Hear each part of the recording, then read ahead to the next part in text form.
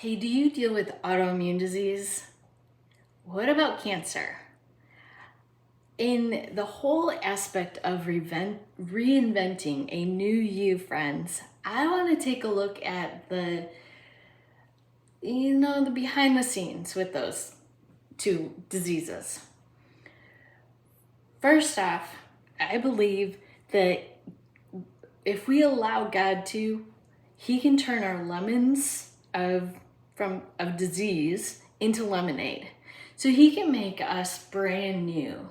However, we do have a part to play in that. And first off, I believe that it's in understanding the behind the scenes with that autoimmune disease, cancer. Take a look at autoimmune.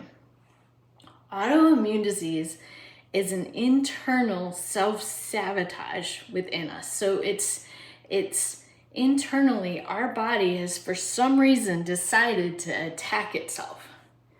And same with cancer. Cancer, suddenly cells within our being has decided to go rogue. They've decided to go out of control and creating this disease within. So what caused our body to become so out of control, so frustrated, so angry, that it decided that it needed to cause disruption within? I want to do a little internal reflection. What if the disease within was created because we become unlovable?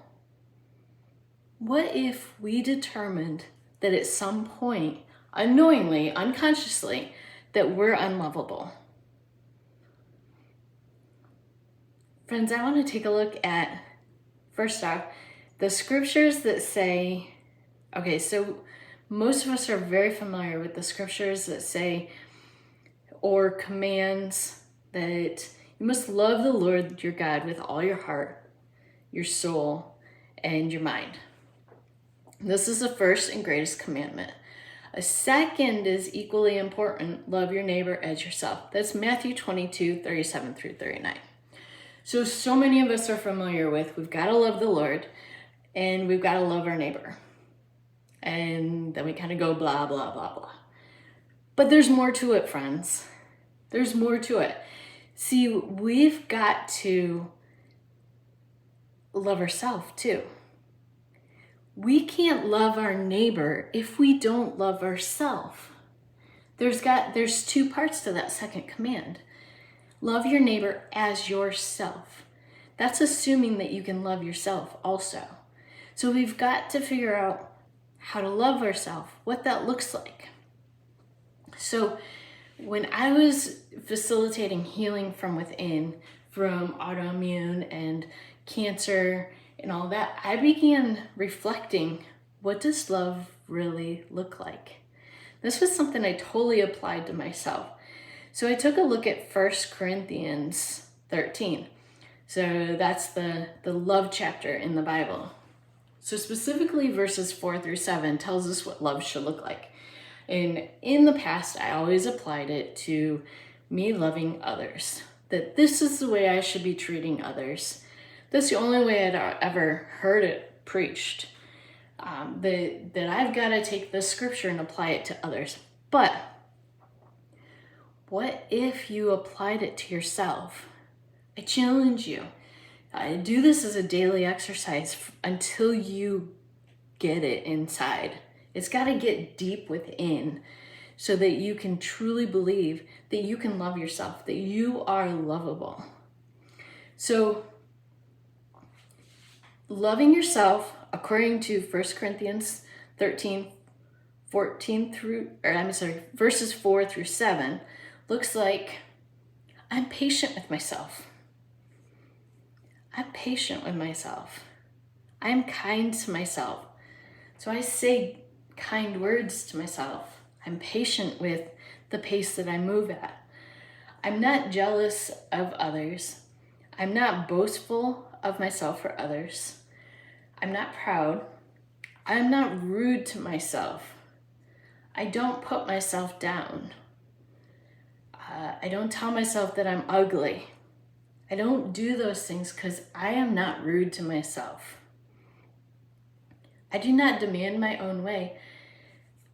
And I added this, especially if it goes against my natural bend. The way God created me to be, I don't demand that I do it a different way. I did this for years because I thought I needed to be a certain way for other people. But that's not what it says. I don't demand that way. I can follow the way God created me to be. I'm not irritable with myself. Oh my goodness. How often do we get frustrated with ourselves because we didn't do what we thought we should do? So, let's see. I keep no record of my wrongs. I don't keep a list of all my mistakes. I forget them. I forgive myself and I move on. Let's see. I do not rejoice in my injustices, telling myself I deserved it. Christ died on the cross. We don't, for our mistakes, for all of that. We don't deserve it. We can forgive ourselves. I rejoice when the truth wins out, because you know what? I can heal from this space. This is a good space when you suddenly get that revelation, that new truth, that aha moment. It's an exciting place to be. Sometimes I feel like I've been slapped across the face internally, not naturally, but internally, because I suddenly see things a little bit different. I believe that's the truth winning out. I can heal in that place. I can become a better person. I never give up on myself. Ooh, that's a good one, right? I never lose faith in myself. I always am hopeful in the things to come and what God has for me. And I endure through every circumstance that I'm in. I can press through this.